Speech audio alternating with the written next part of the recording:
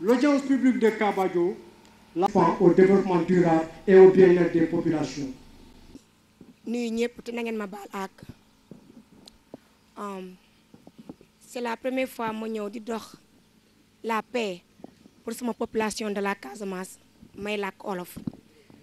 parce que bii dafa am solo trop.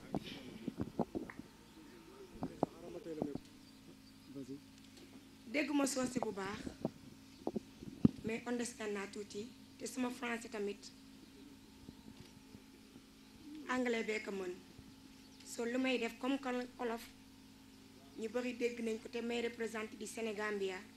di doomu Casamance di couronne de la paix en Casamance dinaa làkk olof ndaxte message yi laal na ma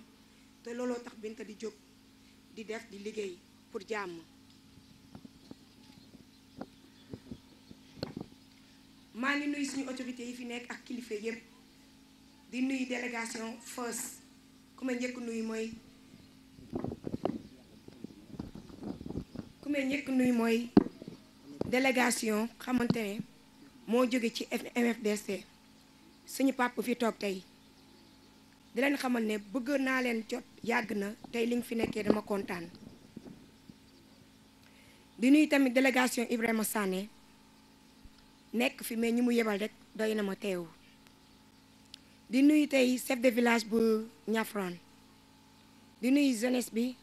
ak xale yi fi nekk yépp surtout ma yéen jigéen yi frère MFDC ba ci leader yépp ba ci autorité yi tey délégation bu jógee Gambie di ma escorter ba fii gii tey di fi toog tey di représenter MFDC yéen a ngi def liggéey bu rafet ndaxte tey ñoom tey ñu leen di naan MFDC bu ñu bëgguloon jàmm rek duñu waxtaan ndaxte ñun jàmm gi ñuy woote tey ñun ñuy doomu Casamance ak gouvernement bi ñoom seen bopp ñu ngi ciy yëngu ndaxte ku jàpp ay otage bàyyi leen ci lu leer ci lu set defoo leen dara kooku jàmm lay wootee ñu war leen encouragé di leen sant baax ci liggéey bu rafet bi ndaxte képp kiy dox jàmm saañ boo gis rek dañ koy encouragé dañ koy rafetlu parce que dafa baax man seen doom la couronne de la paix en Casamance maa ngi ci yéen ci xeex bi ba fu muy yem et puis gëm naa ne jeex na pare lu métti rek yàgg ñoo ngi sant yàlla 30 ans tolluñu fi ñu ne jeex na décisé ñaa bamban ban umañta bun jaale bekkaana ban imité kanja mu ringaato jeex na pare loo gis mu yàgg rek am na lu tax Casamance dafa am bayra Casamance dafa am li fi nekk tey footu na ñu ne Casamance lii moo fa xàppan mais nañ sant yàlla tolluñu fi ñu jëlee tey ay arme ba toll fu nga xamante ne doo xam sa fukki féete fukkeel féete waxtaan bu déggoowul la waxi ñoo jaarlul yoon mais bu waxtaan yi dem ba jaar rek jàmm day am te fu mu nekk nii benn terrain bu ndaw la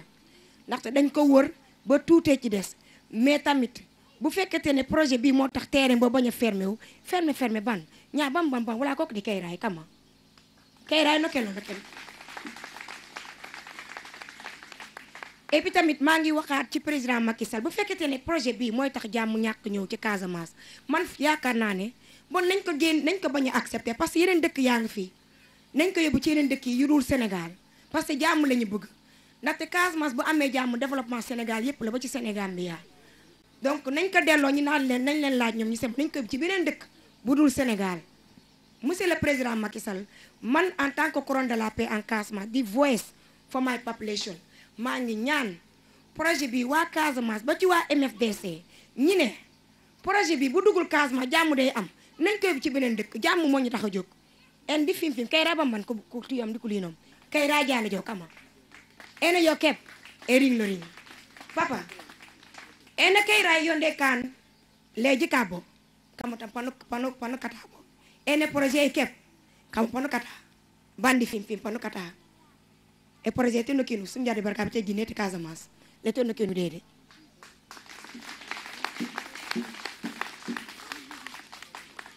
abaraka Mesdames et messieurs les représentants des organisations politiques, Mesdames et messieurs les représentants des organisations de sauvegarde de l'environnement, Messieurs les représentants des organes de presse, Madame Binta Goudiaby, j'allais dire honorable Miss Binta Goudiaby,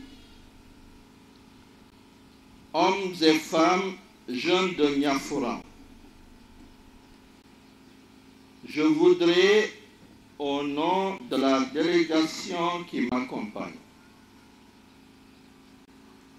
vous transmettre les sincères salutations de l'honorable député Ibrahima Sané, qui, bien qu'étant empêché, a tenu à créer les conditions de notre présence ici. En cette journée solennelle du 21 septembre, journée internationale de la paix, nous voudrions rappeler que le 1er janvier 2013, nous avons tenu une réunion avec les populations du Fogni Diabankunda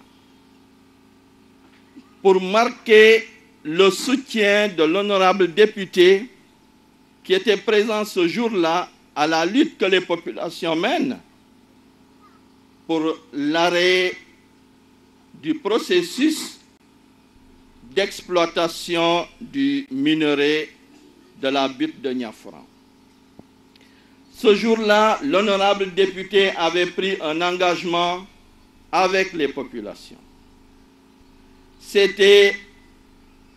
d'adresser une correspondance au chef de l'État, le président Macky Sall, pour lui prier de suspendre le processus qui avait déjà été entamé parce que considérant que tout forçage pourrait être préjudiciable aux populations et à la nation sénégalaise.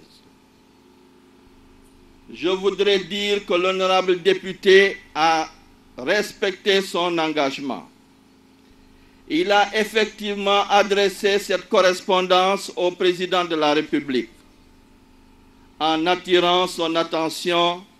sur le fait que les populations du Fogni Diabankunda étaient dans leur grande majorité opposées à ce processus, à ce projet qui va à l'encontre de leurs intérêts et des intérêts de la nation. Je ne sais la suite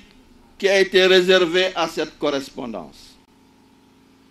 L'honorable député me demande de vous dire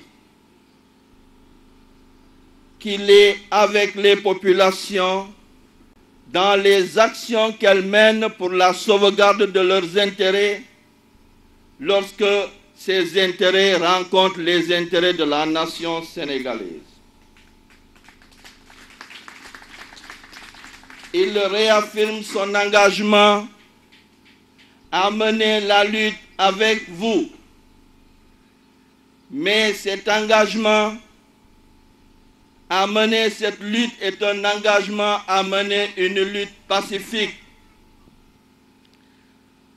Nous ne nous engagerons pas dans un combat violent, même si c'est pour préserver les intérêts des populations, parce que la violence ne survit jamais à la violence. La violence n'occasionnera jamais le développement et que par conséquent, tout processus qui s'engage dans une confrontation violente est a priori voué à l'échec. Toutefois, l'honorable député s'engage